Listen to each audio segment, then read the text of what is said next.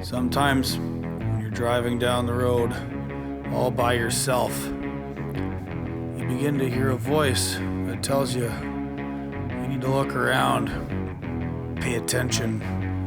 Maybe something isn't quite right. That voice is me. It's the voice of Gord.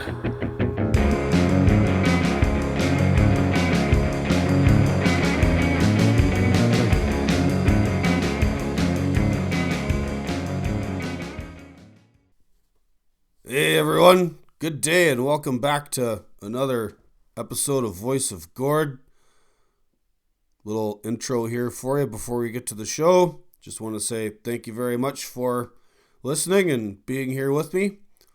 Gratitude is a great way to start the day and a great way to get yourself through life. In order to get more gratitude out there, we have to give some. So here it is. Today's guest is a gentleman by the name of Cameron Ritter, who I came across on Substack, a former freight broker and someone who has intimate knowledge of the sort of very bro-ish culture of these middlemen and their offices in the 21st century. Mr. Ritter has written a book called Confessions of a Freight Broker, which I'm told will be later out this year. And much like my friend Donna Laframboise, who wrote Thank You Truckers, which is also going to be out later this year, Cameron has been dribbling out bits and pieces of his book, little stories, components for people to read on his Substack, and I highly recommend you go check out Cameron on Substack. There'll be links to that on the show notes, as well as to his other various social media. I'm really looking forward to his book coming out. We had a fairly wide-ranging discussion about freight brokering, that culture, where it intersects with truckers, who often feel like we're getting the crappy end of the stick from brokers and how much money they cut off from the from the pot. But I think it was quite humorous. We also discussed other writers and many other things involving the trucking business. I think it's a pretty interesting chat, and I hope you enjoy it. Got a few more episodes on the way here soon from some other truckers. My friend Isaac, from a gentleman named Read When Safe. Returning guest to the show, Mr. Andy Hickman, the Shagbark Heck, the fantastic writer you may have seen on Twitter and Substack. We had a really deep, long chat the other day, and I'm going to get that one out to you soon. Got a few interviews coming up involving other legal dramas in Canada. Speaking of which, this past Sunday, I just released another update on what's going on with the Coots guys on my Substack, autonomoustruckers.substack.com. Speaking of the Coots guys, they haven't even got to trial yet, and legal bills are piling up. If you've got a few bucks to spare, head on over to Give, Send, Go, search for Trudeau's political prisoners, and try and help these guys out. Yes, we do, in the 21st century, have political prisoners in a modern Western nation state, not unlike what's happened with many of the folks caught up in January 6 problems, and it's a real travesty of injustice, and any help you can provide is well appreciated. Speaking of the previously mentioned gratitude. All right. Well, hey, I really appreciate you guys being here. If you haven't already, subscribe to my Substack, like I mentioned before, autonomoustruckers.substack.com, or whatever podcast platform you're here. I've never asked this before, but I guess you're supposed to. Share, like, and subscribe. Also, I'm back on Twitter for like the fifth time, at Gord McGill. Apparently, if you subscribe on Twitter, that helps the algorithm. I don't know about these things. It's all very messy to me. I'll probably get canceled again tomorrow. Who knows? Backup as always, autonomoustruckers.substack.com. I love hearing from you guys. You can email me at gordilocks@protonmail.com. Also down in the show notes. Would love to hear from you. And all right, without any further delay, let's get to Mr. Cameron B. Ritter.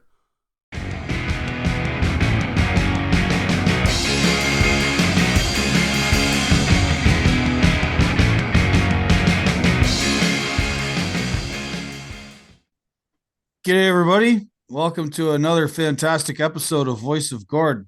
I'm Gord, and this is my voice. The other voice you're about to hear is someone you would normally not hear, but you might read. A fellow word cell and spinner of yarns, perhaps in a different way, and the author of the Confessions of a Freight Broker Substack, where he relays freight broker culture to the unaware and soon to be shocked public, Mr. Cameron B. Ritter. Thank you so much for having me on, Gord. I feel like that the internet is this bizarre space where one minute I'm sharing my writing and tweeting and putting it out into this open ether, and then the next minute get a DM and you invite me on your show, and it's awesome to have that connection. Appreciate you inviting me on.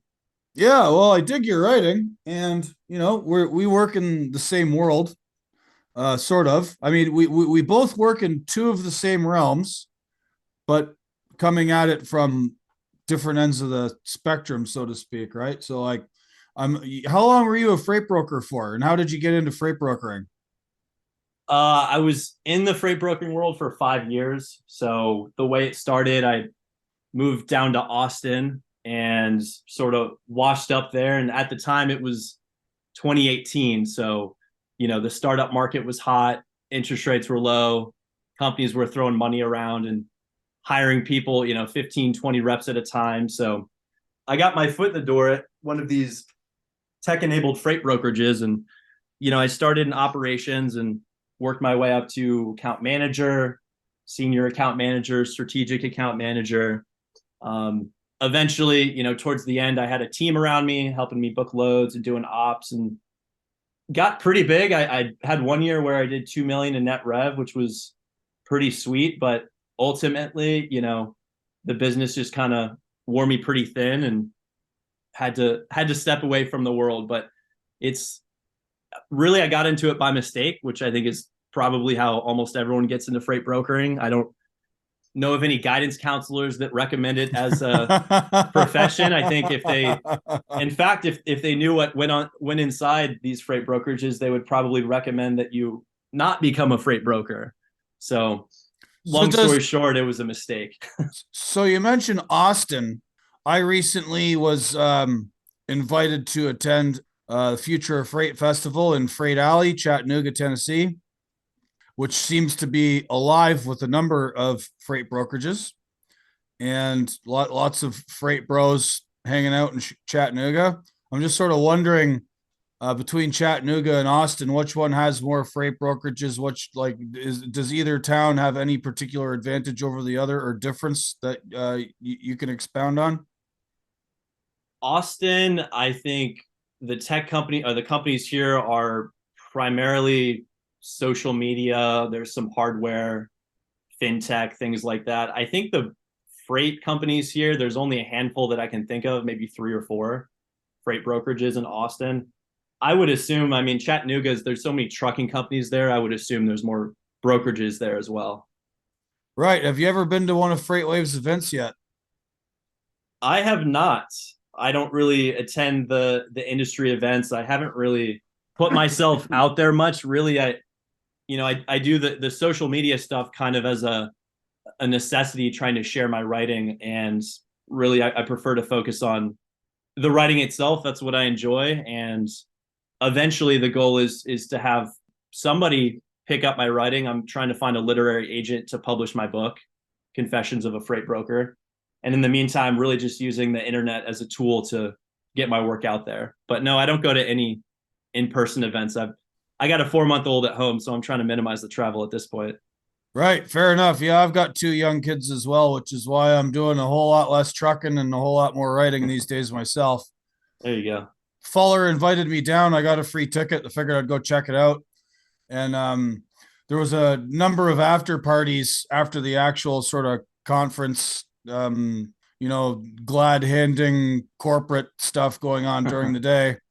And one of those after parties in particular was held in the office of one of these.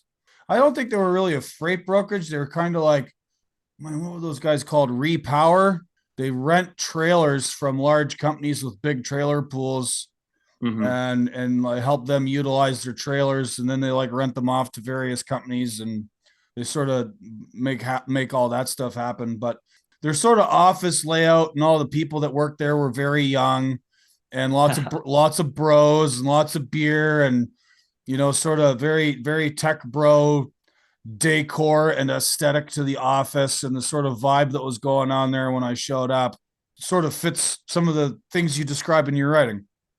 That follows. It's a business model that works. You open up these regional offices and you need to quickly hire a bunch of sales reps and, a bunch of 25-year-olds, 25, 30-year-olds, usually people that are single, not a lot of people that have families because they have to go home at a certain time and take care of personal matters, and they can't answer phone calls on the weekends, and they can't recover loads on a Sunday or, what have you. So that business model, I think, has proven to work in the sense that it's repeatable. You can open up these offices and hire a bunch of young people and create this frat party atmosphere that's fun. You've got a cold brew keg next to a keg of IPA, 12%. You've got a sales bell to get the boys jazzed up, and or you're playing gong. Music. Don't forget the freight gongs.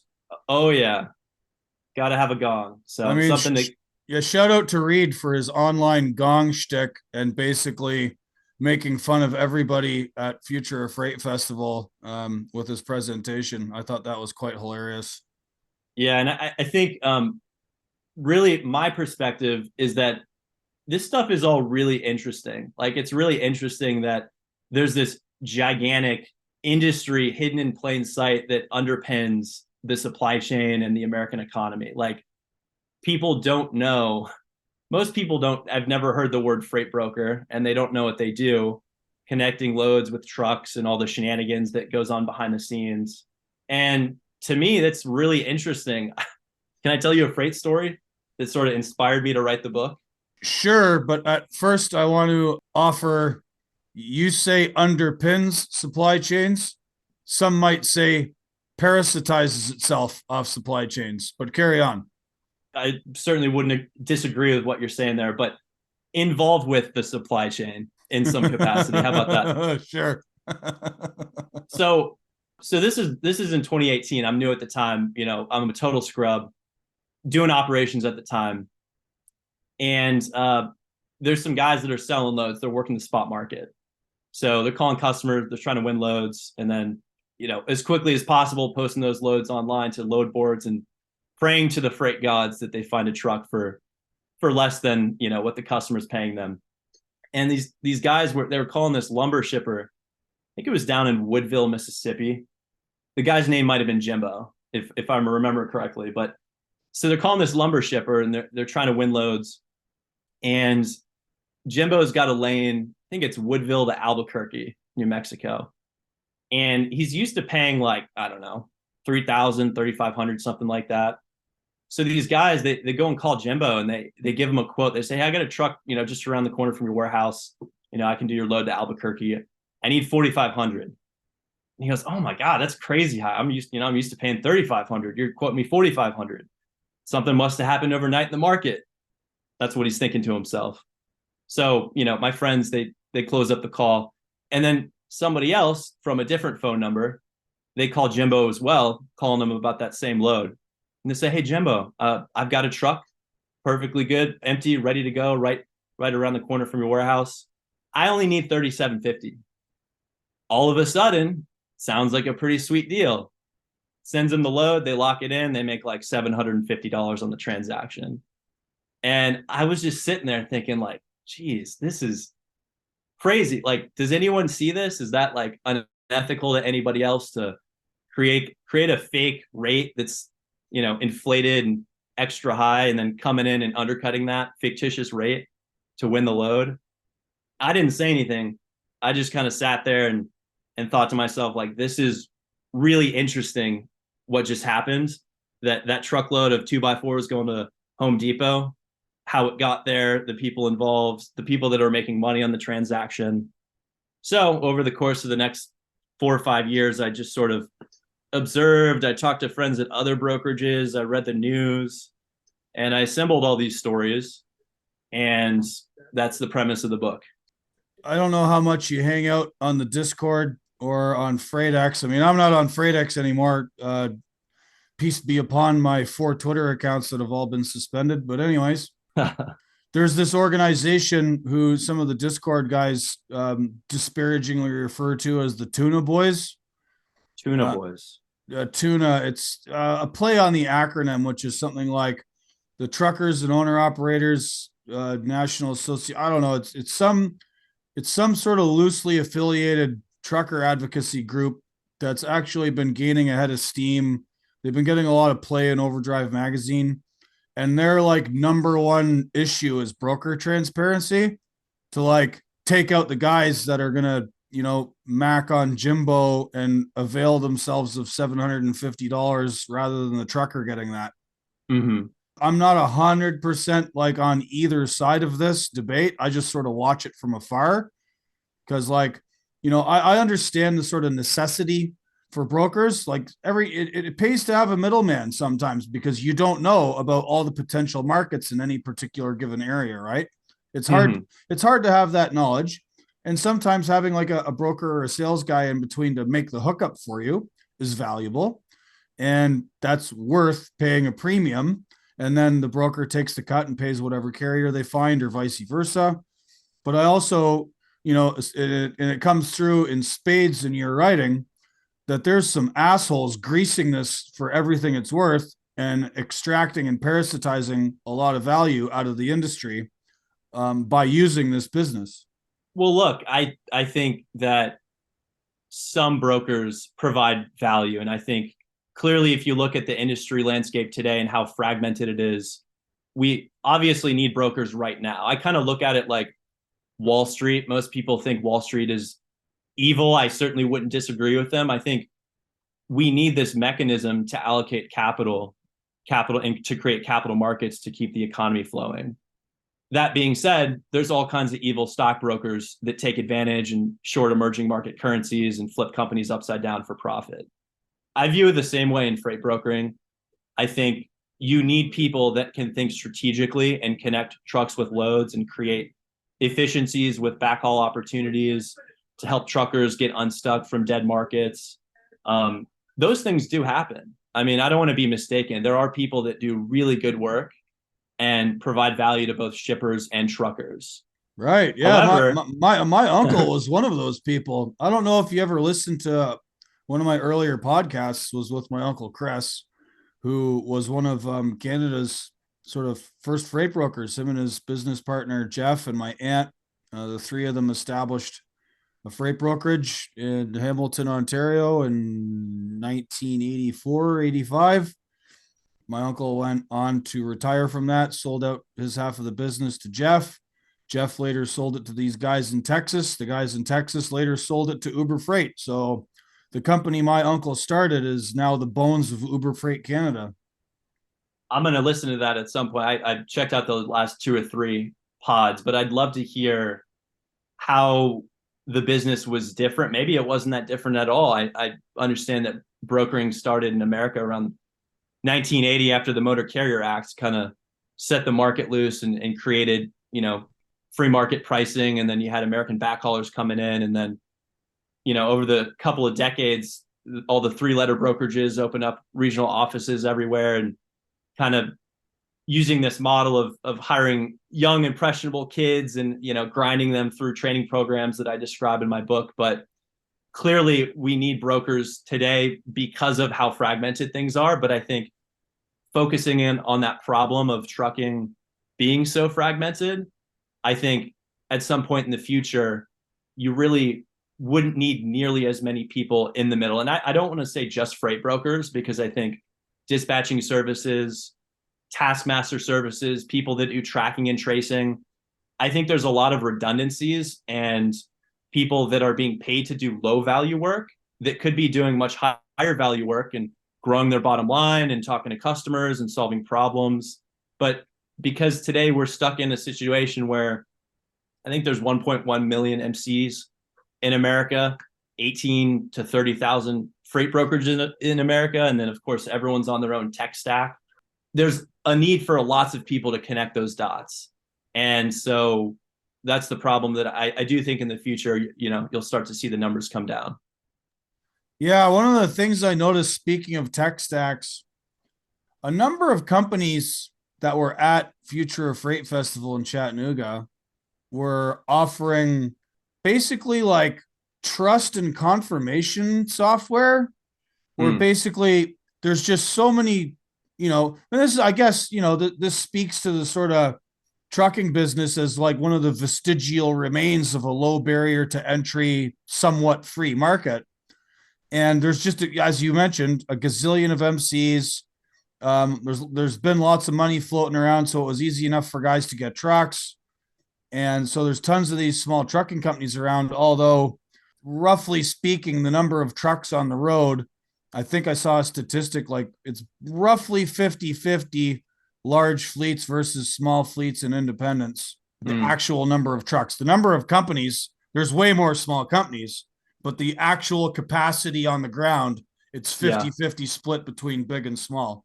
Anyway, that fracturing. So there's just this whole market now of these guys selling software packages that's like, this is our way of like checking MC numbers and checking this and checking that. And it's like, whatever happened to like handshakes and trust? I mean, I must sound quaint now.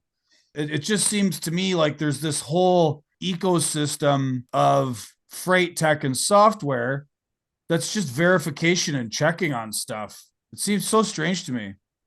Well, it's coming out of a very real need. I feel like your perspective is based on you being an honest businessman. You probably can't imagine how many bad actors there are when you're on the freight brokering world, when you're trolling, the DAT board and the truck stop board, and you start booking loads with quote unquote trucking companies, and then that load gets rebrokered a second and a third time, and you spend 2 weeks chasing down the actual trucking company that moved the load.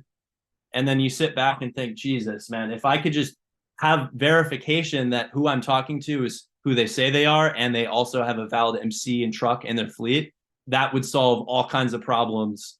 And headache, I understand it creates problems for truckers too. If a double broker is sending them business and then they get cut out of the equation and don't get paid at all, I mean, that happens all the time. So as strange as it may seem, all these tech bros trying to create companies, I feel like it comes out of a very real market need.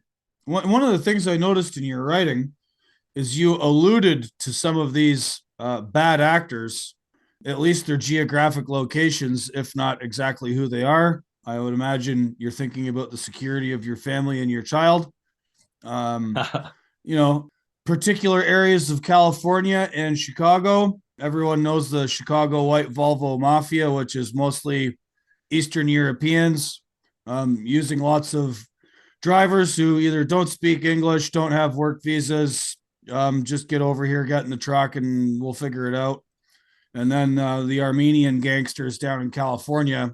When I say parasitization, there's sort of a meme in sort of amongst dissident right political commentators and thinkers of this idea of America being used as an ATM, where our economy is so unique and open, and there's tons of people coming and going here all the time, that people take advantage of it, right? So people take advantage of the freight market, and then people take advantage of America and America's economy sort of in toto. And a lot of that is these sort of like gangsters from around the world that have figured out that they can have freight brokerages offshore, dispatch services offshore, bring drivers over from their countries to actually do the work. Those guys send remittances home, and a whole lot of America's value creation through logistics and supply chains and trucking is actually being sucked out of the country by a bunch of people that engage in double brokering, using indentured servants, using drivers that maybe don't have work visas or driver's licenses, and nobody is doing a damn thing to clean this up. Well, look, I mean, the reality is no one's doing anything to clean up trucking because the general public doesn't care. I think they don't care because they don't know, and they feel like it doesn't impact them. Again, I draw a lot of comparisons to Wall Street because, I think there's some interesting comparisons there to be made, but finance is one of the most regulated industries on the planet. And I think it's no accident, because people who have wealth in this country, people who vote, own homes, they have mortgages, they have 401ks and financial products that when someone does something shady on Wall Street, it impacts the people in America who vote. And I think in trucking, sure, everyone buys things that were moved through the supply chain, but if the broker's getting screwed out of $1,500 or the trucker's getting screwed out of their payment, it doesn't really matter to them because it got to HEB, and That's right. that's really all they see. Yep. I went to the grocery store and it was full. My thoughts about the matter end there. And that's really what inspired me. The one book that I read a couple years ago, not sure if you've heard about Kitchen Confidential by Anthony Bourdain. I've been recommended it, but my reading list is getting longer than the miles I've clocked up in life. Mm-hmm. It's worth checking out if you have some time. It really rips the lid off the restaurant business and some of the corners that are cut behind the scenes. And for me, I love the book. It inspired me to try and tell stories about the industry I was working in at the time, with the goal of entertaining people. Because I think if you don't entertain people, you're not going to captivate the audience. That was the ultimate goal. Yeah, well, it comes across in your writing. It's not like super spicy or anything, but like you're definitely satirizing certain aspects of freight broker culture, various players within it, the long days, and the sort of like, tech bro stuff that goes on. Slinging freight, baby. That's what it's all about. Slinging freight, banging gongs. I had one load in particular I was thinking about the other day because, of course, when I talk to my friends who are still in the business, we want freight stories. I mean, we can talk about freight stories for hours. Anyone who's brokered a load has multiple insane stories that they can tell you. And there was one day, I think this was a truckload of sour cream, organic, okay, high value. Customer calls me up, wants to know if I have a truck. They asked for a team because they wanted me to rush it to the warehouse for distribution. And I said, yeah, of course. Of course I got a truck right around your corner, right around the corner from your warehouse, empty, ready to go. That's the pitch, right? You always have a truck. As a broker, it doesn't matter where the load is. Yes, I have a truck, empty, ready to go. So I win the load. I think it had like $8,000 in it. It's picking up in Phoenix, going up to Denver, and then going out to New Jersey. Team run, supposed to get it done in 3 days. Got my carrier rep buddies behind me. They're thinking that they're going to ring the bell because this, 8,000 at the time, that was a ton of money in this particular lane. And so they take the load, they post it up online, start taking inbounds. We try to find that truck that we said we had 2 hours ago. We do find somebody. And of course, this guy makes us feel like he's the best truck in the market. He's empty the night before. He'll download a tracking app, runs this lane every week. He's the perfect truck. So we book him up. And, he picks up the load on time. Everything feels like it's going well. Day goes by. 2 days go by. Can't get a hold of him. Total radio silence. I think we made 50 calls to the dispatcher, 50 or 100 calls to the actual truck driver who they claimed was moving the load. Complete ghosting us. So, we get the carrier sales manager involved. We're trying to escalate it a little bit. And really, you're powerless. We're just sitting in an office in Austin. There's not really much we can do except pray nothing bad happens to our organic sour cream. But there is one lever you can sort of play with, and that's the cops. So what we do is we call up the police in Sacramento. That's where the business claimed to be based out of. And we tell them that, hey, we're a freight broker. We have a business partner that was moving a load for us.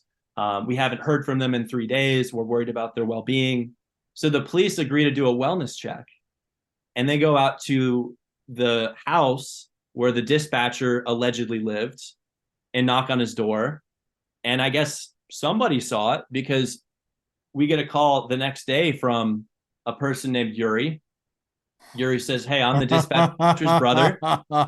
And the dispatcher was in a boating accident last night, very serious. He's in a coma in the hospital, and that's why he's not answering your phone calls.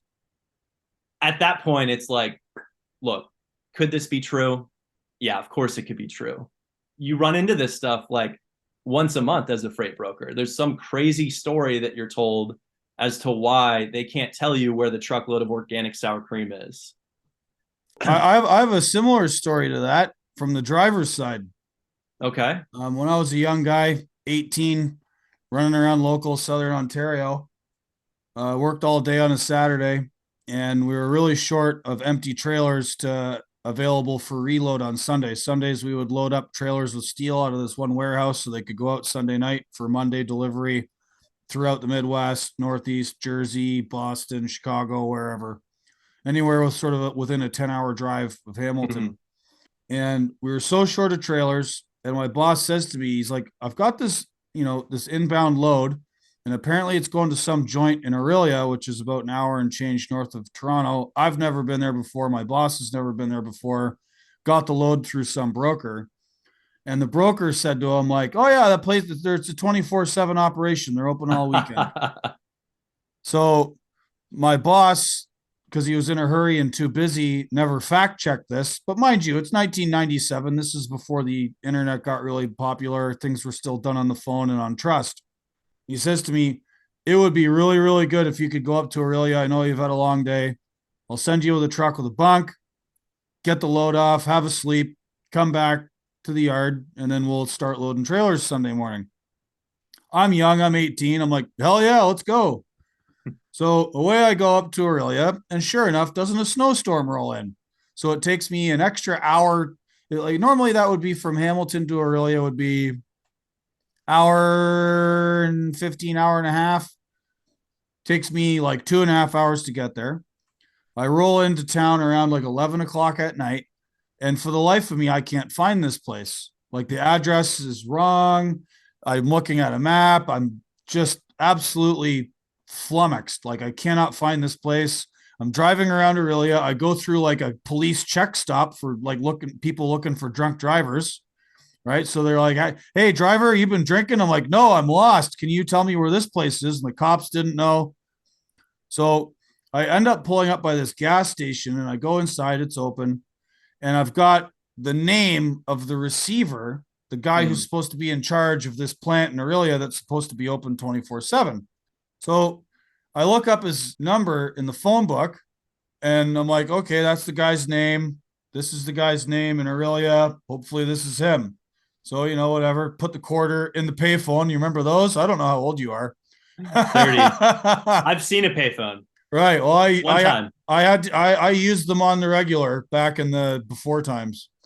So I call this number and this lady picks up the phone and I said, hi, I'm looking for John. Apparently he's the receiver at such and such company in Aurelia.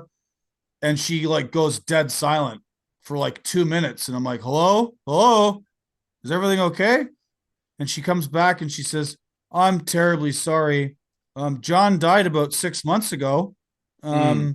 But I know his business associate. Let me get you his phone number. So this lady goes and gets me another phone number. Remember, it's like 11 o'clock at night on a Saturday, right? I quite possibly just woke her up and reminded her of her dead husband.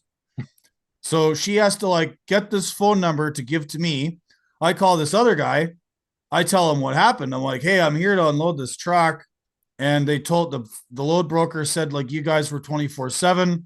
They gave me your associate's name. Apparently he's dead. And this guy like loses it on the phone. I'm going to call them. I can't believe they still have his name and all this bad information. We tried to change this months and months ago. They never changed shit. I'm going to fucking kill someone. But he did say, I'll be right down and get you unloaded. So this guy got his ass out of bed, came down, unloaded me. Right. And then, now it's like midnight on Saturday, midnight, 12:30. And I'm just like, I'm so sorry. Like I got caught in this situation where my boss didn't know. The broker told us bad information. The company who shipped it hadn't updated their records and gave us the contact of a dead guy. Like this is what happens when there's like too many people in the chain, right? There's way too many hands in the cookie jar. And what you said, they didn't know. Not knowing is a constant when you're trying, because think about what brokers are, they're trying to win loads. To win a load, you have to pretend like you have a truck. But then to get a good truck, you have to have a load. So there's this weird gray area where you don't actually have the details of a load because you haven't won it yet. So you don't know the address, or are they first come, first serve, or appointment based? Are they open on Saturdays? But you've got to come up with a compelling story to sell to somebody to agree to move your load.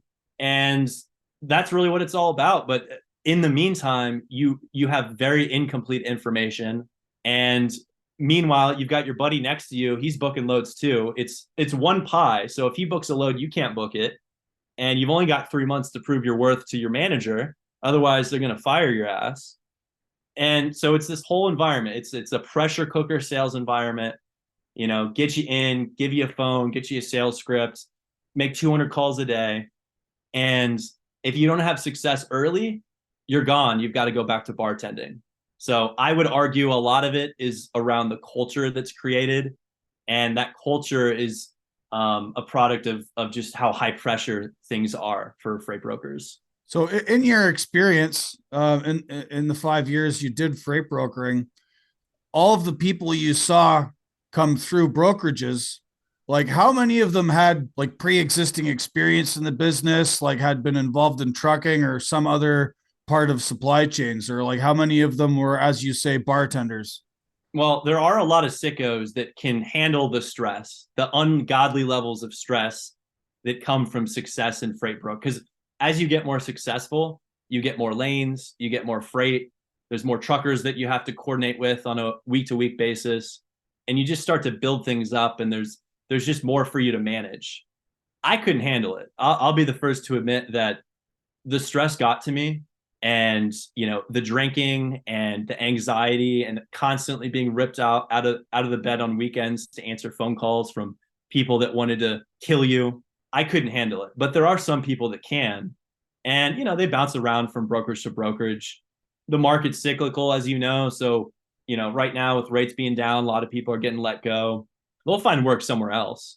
My experience when I got into it in 2018, they were hiring people that were selling solar panels or selling Verizon subscriptions, or really anybody. You just need young people that have energy that can put up with it. And some of the ways that you create that culture is you try to make it fun. Try to put, have the speakers blasting music. Try to have a keg of cold brew and a keg of IPAs in the office. You have parties and you make it somewhat enjoyable so that the kids that you hire put up with the grind. And it is a grind, 50, 60 hours when you're starting out to try to build your book of business. Not that I'm a big fan of identity politics or anything. I'm just curious to make a comparison between the driving operational side of it and the freight broker side. What's the sort of gender split at brokerages as you saw it? Maybe 80% male, I would say. Right. So it tracks trucking, because trucking's a little bit north of that, but yeah, it's around 85% dudes. It used to be higher. Apparently there's been more and more chicks getting in the business, but yeah. Yeah, something like that. I mean, it varies, of course. And there were a couple different waves of hiring that they made when I was there. Yeah, I'd say about 80-20 split. Right. How did the girls deal with all the testosterone and IPAs and partying and high pressure and long hours? I mean, some of them were beating their chest too and getting pumped up and, kind of riding the wave of energy. I can think of a few female brokers that were incredibly skilled and could just manage all kinds of phone calls at once and all kinds of issues at once. Really, it comes down to, can you be involved with horrible situations and not let it stress you out, right? Because the truck that you booked is late, and therefore your customer's production line is going to shut down. And then their customers are going to charge them millions of dollars for being late. That's on you as a broker. So you've got that on the back of your mind. And then you've also got your quota to hit. I got to book 5 more loads today, or else I'm behind schedule this month. And if I'm behind schedule for 2 months in a row, I'm gone. That's on the back of your minds. You're tired. You answered a phone call at 4 a.m. last night. It just builds and builds. If you can handle all that and just focus on the money, because to the credit of the industry, young people can come in and grind and make a very nice living in 1 or 2 years. So how does compensation work at brokerages? I've never really thought to ask this. Is it a salary plus commission? Is it all sales? Like, how does that work? It varies. I think the most common model is a small base salary, 30, 40K, and then you get a percentage of the gross revenue. I'm sorry, percentage of the net revenue. So customer pays you $5,000 to move a load. You pay a trucker 4,500 to move the load, $500 to the company. You get 15% of that. That's a pretty common way of compensating employees. And then, it could be bonuses for landing a new logo in, a particular industry that your bosses care about, or booking a certain number of loads. There's also a difference between customer reps and carrier reps. So the customer reps, those are the people that, you're talking to shippers and you're doing PowerPoint presentations and you're going on site to meet them. So you've got to have a nice clean shirt. You've got to be articulate, got to behave yourself. Carrier reps are a different breed. Carrier reps are talking to truck drivers. They can scream at each other all day. They can curse at each other and get in each other's face. It doesn't really matter. No one sees that. And their main job is just make as many phone calls as possible. If you've got a difficult load, you might have to make 500 phone calls. I mean, I've heard stories of 15 carrier reps staying late, working for 4 hours to cover one shitty truckload that's picking up in a remote area and has no money in it. That's that's 60 man hours to try and track down a truck. And then the company loses money on the load and then all the time that they're paying for their employees. So there are incredible financial swings. And I would equate it to, if you're familiar with poker, it just, the ups and downs, it's a total roller coaster. You can be running hot for a couple of weeks and, you're booking loads at $1,000, $1,500, $2,000 margins, stacking up the commission. Then the market flips. And if your contracted rates that you've committed to on the shipper side are lower than what the market is requiring you to pay truckers, you could be losing thousands of dollars on every single contracted load. And at some point, you call the customer up and you try to get out of the contract. But in the meantime, to save face, you might have to book some really significant losses and you just see your commission vanish. Oof. Yeah, that don't sound like fun. The swings are pretty wild. Again, I couldn't handle it. It can be a lot of fun. There are a lot of great memories I had from that whole experience. And some of the best, closest friendships I made are from the freight brokering world. Me personally, can't handle it. Yeah, it sounds like it would get pretty intimate. Like if you're locked in an office with the same group of people for that many hours, and there's this sort of stress that you're all trying to navigate your way through, be it through, just iron will or, high ABU IPAs. That creates a sort of camaraderie of sorts. For sure. I mean, it really feels like you're down in the trenches battling, and these are your buddies. You spend, from 7 a.m. till 6 p.m. with these guys. And I think anytime you're with a group of people and you're working incredibly hard, doing something that's very challenging, you do build that camaraderie. And it's something that, quite frankly, I don't have in my life today. I'm in the tech industry now, and it's totally different vibe than in the logistics, trucking, freight brokering world.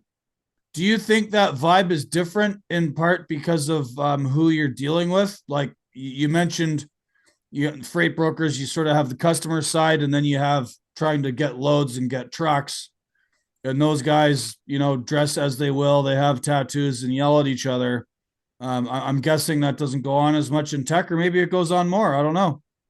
I do think that there's something about people that work in the supply chain, be it guy driving a forklift, guy loading trucks, dispatchers, brokers. There's just something about those types of people, and they're more real, like they're more genuine in a way. You don't have to put on a front and pretend like you're something you're not. Like you're just moving pallets of water. How do we do that the best way possible? So that's another thing that I very much appreciate and miss about the industry is, in a perverse way, it's more honest.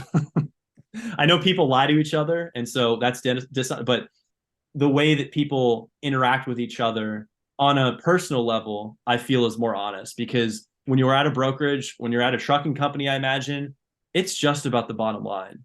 I mean, they don't care about your pedigree or what you look like. If the numbers are working and loads are moving, that's what they care about. And there's an honesty to that. And I think it's refreshing because so much of the professional world and the tech world is dishonest. You have to pretend and you have to say things you don't normally say in your personal life. So huge difference. Right. Yeah. Working class people tend to be real because when you're dealing with material reality, there's not a whole lot of room for interpretation or fronting, as you put it. Like trucking is trucking, and you can't really obfuscate it too much or bury it in weird language. It is what it is, right? Yeah, and I feel like that's a theme that you hit on a lot in your podcasts, some of your writing about, there's a book about Born to Drive or something along those lines about how being in the physical work, when your job is in the physical economy, when you're blue collar, when you're swinging a hammer or driving a truck, like there's something different about that. There's something more fulfilling and unique compared to people who are on a computer existing in this weird matrix of LinkedIn and PowerPoints and Zoom calls. Right. Yeah. No, that's Why We Drive by the philosopher Matthew B. Crawford. Fantastic book. Anyone who's listening to this show and hasn't read it yet should go and read it. And that goes for you too, Mr. Ritter. It's added to the list. All right. Fantastic. Got my homework. Fantastic. So, speaking of books, this Confessions of a Freight Broker project you've got going on Substack, are you sort of like, is this workshopping how the book is going to be, or is this like dribbling it out before publication? Like, what's going on here? What am I seeing? It's the latter. So the book is Middlemen, Confessions of a Freight Broker. That's the full title. It's done? It's done. I've got the manuscript, 62,000 words. It's been heavily edited. It took me 2 years to finish. And at this point, I've got to find a literary agent. So I don't know if you're familiar with the publishing industry much, but kind of similar to freight brokering, there's all kinds of middlemen. Yeah, well, I'm somewhat adjacent to it just because like I write for a few different places like off my Substack, right? Mm-hmm. And word cells are word cells. Well, look, I feel like as a writer, I am on a mission. I just want people to get to the point. There's so much information out there. There's so much you can read. If you don't captivate someone's attention immediately, you're dead. And so I've tried to do that in my writing. By the way, if you want a crash course on getting to the point, Charles Bukowski, one of the best writers who writes in a very conversational tone. I went to the bar, I ordered a whiskey, I got drunk, I went home and I thought about my life. Like it's just very stream of consciousness. And right. Reading his work, reading Hunter S. Thompson's work resonated with me. And I wanted to apply that tone and that voice to, this subject matter of freight brokering. As a tease, along those lines of getting to the point, the first line of my book is trucking is the most scandalous industry that no one's talking about. This business is straight madness.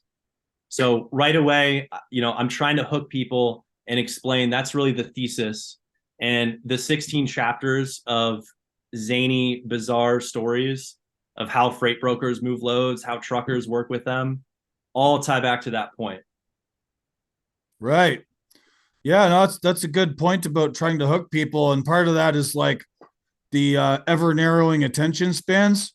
I have some friends who are active TikTok users, and they've encouraged me to start my own TikTok account, if nothing else, to promote my writing and my podcast. But like, I don't really do video, and I don't. Yeah, I'm just not interested. But like everyone says, to get engagement on TikTok, you have to basically grab people within 2 seconds. If you haven't done something to grab someone's attention in 2 seconds, they just keep scrolling. I think it's more like microseconds or whatever the shorter unit is, because if you've seen people, it's on TikTok, it's a slot machine. I mean, they're just swiping, and the first sound that comes out of your mouth has to be interesting, or they're gone. And if you're willing to go down that road, I would recommend it, because I think the algorithm on TikTok is insane. I mean, they can get your stuff in front of a massive audience. I made one video on TikTok, and it was sort of an experiment. I was just talking about the economy and inflation. And my first sentence was, the US economy is a disaster. So that would be my advice, is you start fast, and also it's got to be negative. The unfortunate reality of TikTok is negativity plays, doom scrolling plays. That's what people like to consume. Well, I mean, that's part of my brand. I'm a critic in many ways of how the trucking industry functions, how it's regulated, who they sweep into it, what's allowed to go on within the business that I'm extremely unimpressed with. So I could probably play up the negativity thing. That brings me back to what you just said, Charles Bukowski. Mm-hmm. So many people have suggested that guy to me over the years. I mean, I read almost everything Hunter S. Thompson ever wrote. Huge fan. Mm-hmm. Um, Obviously, tragic exit from this mortal coil.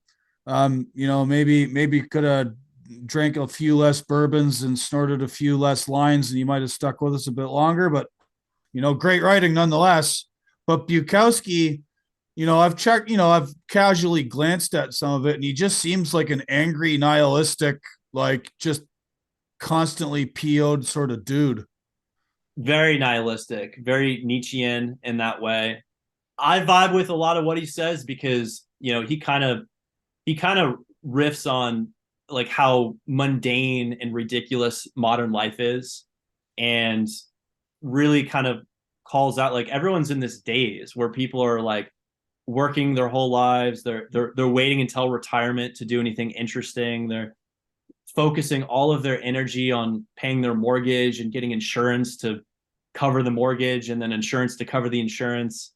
And all that's kind of bullshit. And that's really the substance in his books, is riffing on how ridiculous most people are without even realizing it. Right. I mean, there's I get what Bukowski's saying. I'm still, as much as I'm a freak myself, I'm still a little bit of a normie. And yeah, people need a house. And unfortunately, the price of everything and the way our economy is structured, that can consume you and take up basically all of your energy just to barely scrape by. Right. So like, I get where Bukowski's coming from. Um, I, and I also understand the like notion of waiting till retirement to do anything fun or whatever, because I did everything kind of ass backwards. I didn't have kids till I was 39 because I was too busy trucking and going overseas and traveling around and having a good time. Mind you, I probably should have done different things with the money I made back then, but that's another story. Mm-hmm. Right. So when are you planning on publishing this book, sir? Well, I'm talking to one literary agent right now. He told me he's about halfway done reviewing the manuscript. So who knows? He might decide to represent me. He might not. I do want to try to go the traditional publishing route first. I know I could go on Amazon and Kindle Direct Publishing and get it up there this weekend. But as a personal goal, I would find a lot of satisfaction with seeing my book, in Barnes and Nobles, in these old brick and mortar establishments, through a New York City based publisher. That's my goal first. I also think that the stories in my book would play really well as a TV show, like, HBO, something like that. Is maybe it's a pipe dream, but I think that thinking about TV and movies, there's a total void. There's no Gordon Gekko of freight brokering. There's no American Psycho of freight brokering. And I just feel like that would do so much to bring these stories to people's minds. And I think the reality right now is most people do not think about trucking, and they see a truck. It doesn't even exist to them because there's nothing interesting there. They haven't seen any movies or TV shows about it. Well, they used to. Trucking used to occupy a prime slot in the American cultural zeitgeist in the 1970s. What do you think caused that to change? Well, interesting you should ask that. I just finished writing an essay for a think tank on My particular take on a trucking labor market issue, which is tied to the deregulation of the industry in the 1980s. And before deregulation, the only like most freight was sort of handled by these large companies that were sort of, ran by the Teamsters. And, you had to have authorities. The economic side of it was much more structured. And there was space in the margins. There was a liminal space where agriculture was not regulated, right? So hauling cows, grain, produce, any of that stuff was a free for all, right? So that's where sort of all your quote unquote outlaw truckers came from, right? And sometimes those companies, because deregulation, or I should say the regulated system, made it difficult for companies that wanted to ship stuff that found, the mainstream regulated companies with authority would soak them, and it would be really expensive, or the service sucked or whatever. And they would like try and get the sort of cowboys to move their loads for them. And, guys would like do dodgy trip leases. And there was all this stuff going on to try and get around regulation, right? And then deregulation comes, and it swung too far in the opposite direction. And then everyone's salaries, like drivers' wages, started going in the toilet. And one of the points I make in this essay is that you can track this in culture. You had movies like Convoy and Smokey and the Bandit and all of this like CB radio stuff and the Dukes of Hazzard. There was that. And then by the late 1980s, trucking was considered a job of last resort, and it was the butt of jokes, right? Like they made fun of truck driving schools in the movie Top Gun, right? And that's 1986. Like it was already happening. So you can sort of track this in like mainstream American movie and TV culture. So you're saying you think it's to the point now where people look down on trucking as a profession. They're demeaned for someone to choose that as a career choice. I don't know if they're demeaned. It's just not thought about anymore, right? There was phases. So in the 1970s, we were like these mysterious cowboys that like occupied the space of, the sort of iconoclastic, rugged individualist American that like goes back to like frontier times and the founding of the country. And it has all these echoes, right, through like the sort of America's notion of itself. And then the 1980s and deregulation comes, and everyone's wages drop. The market gets opened up. All kinds of bad actors get into it. And within 10 years, it's the butt of jokes. Fast forward to 2024, we went through like a little uptick of like being kind of sort of respected and viewed as an object of curiosity again because of TV shows like Ice Road Truckers and the sort of like worker porn and guys like Mike Rowe. And that wave is now gone. And we're back to like just being the people that get in our way on the highways. Like we are not in the cultural zeitgeist at all anymore. Let me make a prediction. I want to get your thoughts on this. And because I was talking to a friend, he's a guy who swings a hammer for a living. He's a carpenter. We were just talking about, AI and automation and how work is going to change in the future. And it seems to me all these technologies that are coming out now with, virtual assistants and chatbots, all of those eliminate work in white collar professions, people that go to offices or work from Zoom calls. And then if you look at the progress of technology with robotics in the physical world, automated trucks, that's way slower, or it's going way slower than people were predicting. I mean, I remember Andrew Yang's campaign in 2020 was like, guys, look, they're going to automate trucks tomorrow. We got to start this right now. And I think he was wrong about how quickly that would happen. He was wrong. He was wrong about the timing, and he was wrong about the solution. I give Andrew Yang a lot of credit for raising awareness about this, fourth industrial revolution we're going through. Yang did get it backwards, that it was going to be material jobs getting automated first, when in fact it was like white collar information services type jobs that got automated first. Whatever, he made a mistake. However, his bigger mistake, and this is something else, it's you're reading my mind, dude. So something else I mentioned in this essay that's like due to be published, I don't know, soon, it's out of my hands now, is that Yang's proposal of UBI, that was like the sort of centerpiece of his campaign. Yeah. People who work for a living place a lot of meaning and value in their working lives, and like their identities are built around that. I know identity is like one of these terms that's been screwed up because of leftoids and its attachment to like inviolable biological reality, but it's still a real thing. And a lot of people place value in who they are and in their working lives.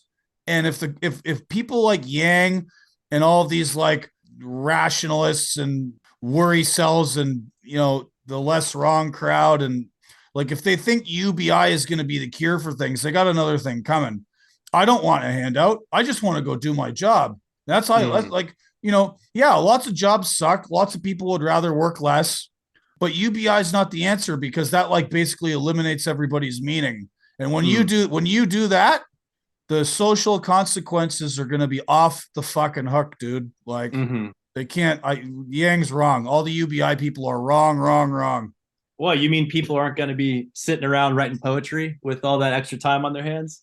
I mean, maybe some of us, I mean, whatever. And don't get me wrong. Some people are creative. Some people will take the UBI and then they'll reinvest it in some other business, or they'll like go do something with it, and they will be self-starters, right? Like there's a type of person who's always going to like figure out a reason to get out of bed in the morning. And there's people that will take that opportunity and run with it, but that's not everybody. Right?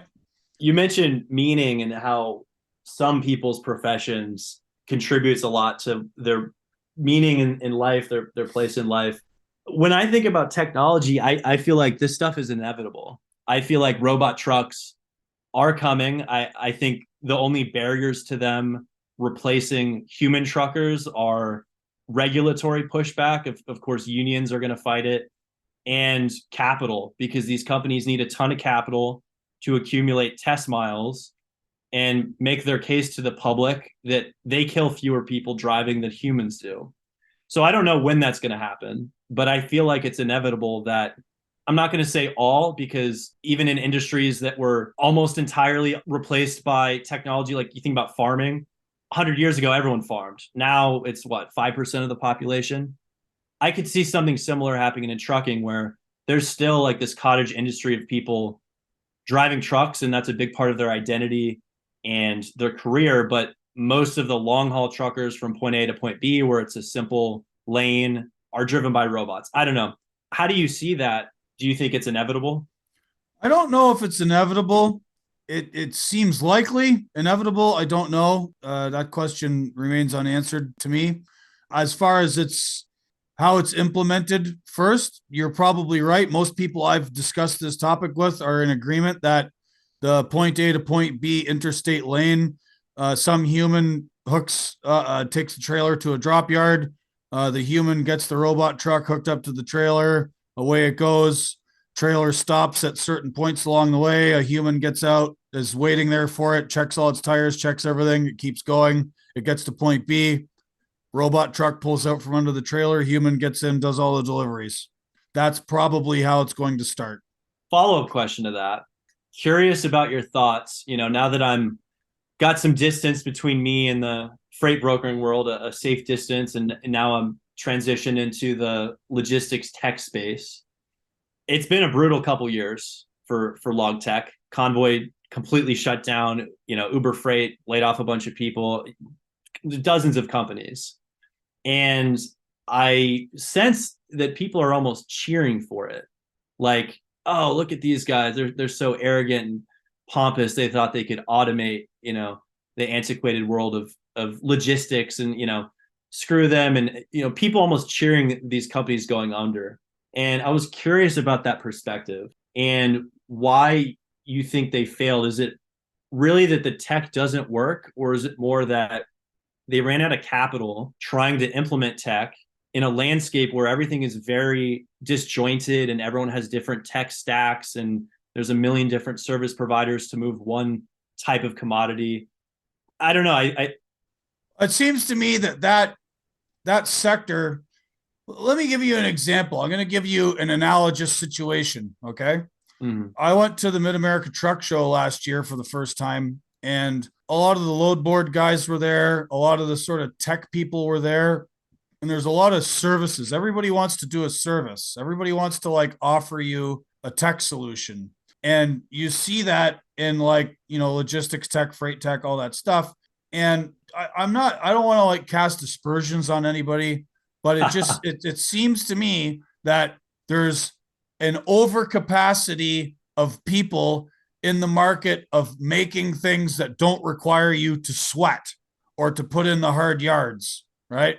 Like there's more people willing to go and do that than there is probably to actually drive the trucks or be mechanics or have to potentially break your back or break a knuckle or get your hands dirty, right? There's more of these people in that part of the industry, and it just went through an overcapacity and it had to correct itself, right?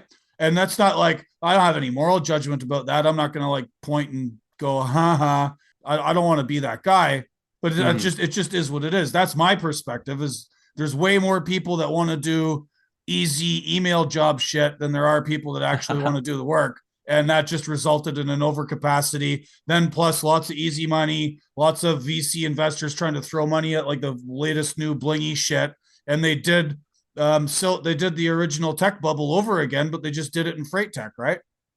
Well, you're 100% right about there being the oversupply, and it's because the supply and demand for tech-driven solutions are totally misaligned and out of whack. And these VCs that operate on 10-year investment horizons, the rich people that invest in those VCs, they're looking for a return, whether or not that return exists in the marketplace, whether there's a company that can realistically solve a problem and provide value to shareholders. Oftentimes there are not. So you might invest in 10 companies and 9 of them explode. Maybe one survives. But really what I'm interested in is, what does booking loads look like 15, 20 years from now? Because it seems to me like missions of companies like Convoy, maybe Uber Freight, where shipper puts loads on a website, cutting out the broker, truckers can book those loads. They submit their PODs once they deliver, they submit their detention digitally, they get paid faster. That happy path feels like a better world than the world we're living in today, where 18,000 brokers are trimming 15% margin off the top. Clearly the tech wasn't implemented and the company failed. But I guess my question is, aren't we looking at a future where a company like Convoy is successful and does eliminate all these middlemen and does make manual processes go away so that truckers can spend more time moving loads and rather than trying to collect payments? I'm not sure that's exactly how it'll crack out, but I think you will see, if the automation actually goes as the automators and the tech pimps and whatnot want it to go. Best case scenario, they autonomous trucks start taking to the highways against the concerns of the motoring public and unions and whatever. And let's just assume that 15, 20 years down the road, there's way more autonomous trucks on the road than there are now. What you're going to end up seeing happen is existing trucking companies that want to use those for their pin-to-pin stuff, they're going to end up having like the sort of LTL model where they've got, a bunch of warehouses that they service, and then everything gets consolidated, and then you go out to the beltway outside of town, go to a big hump yard, your autonomous truck hooks up to it.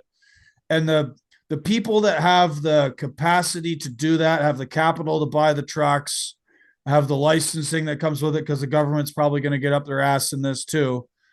And I think those companies will just end up consolidating more and more and more as those systems get streamlined and they figure it all out.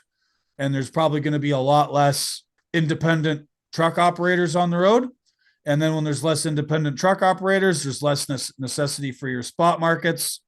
And it'll probably end up drying up. I mean, I could be wrong, but like that's how my logic train sees it. And how about you? Would you happily work for such a company where you're just picking up a load and taking it to a hump yard? Or I feel like that wouldn't scratch the itch for you. I mean, I did it. I did a lot of local work in the past. I mean, now that I've got children, that would be attractive to me. But when they grow up, I do want to go back on the road. I think you're still going to see. So as you know, trucking's quite diverse. It's not just freight, right? Like freight's mostly stuff you throw in a 48-foot container or trailer, van, whatever, 53-foot van stuff. You start getting into your specialized, your more flatbed stuff, your oversized things that go on a step deck or a gooseneck, heavy, your hazardous materials, tanker stuff. I think that will remain with humans. I don't think they're ever going to fully automate or allow robot trucks to go down the roads with hazardous materials.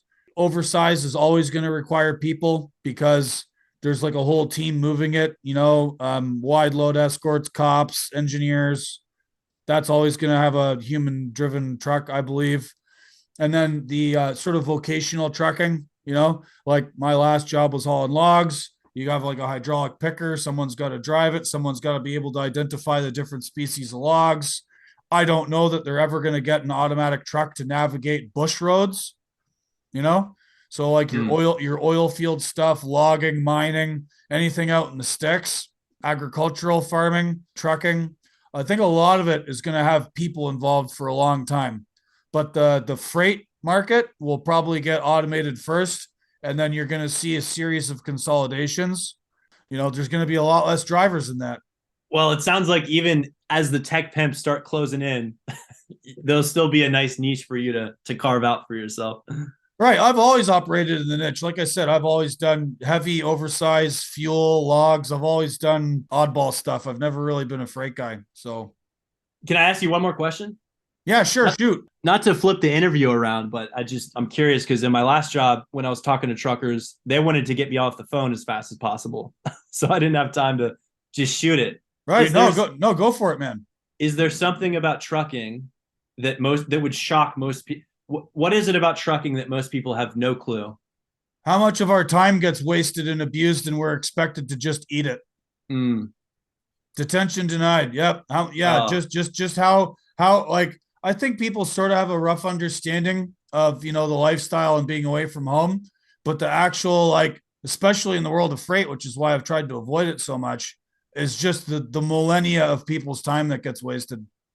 There's so much waste. I don't think people have a full grasp of how much human capital is wasted by distribution centers and various places along the supply chain, managers of whom absolutely do not give a fuck about anybody's time.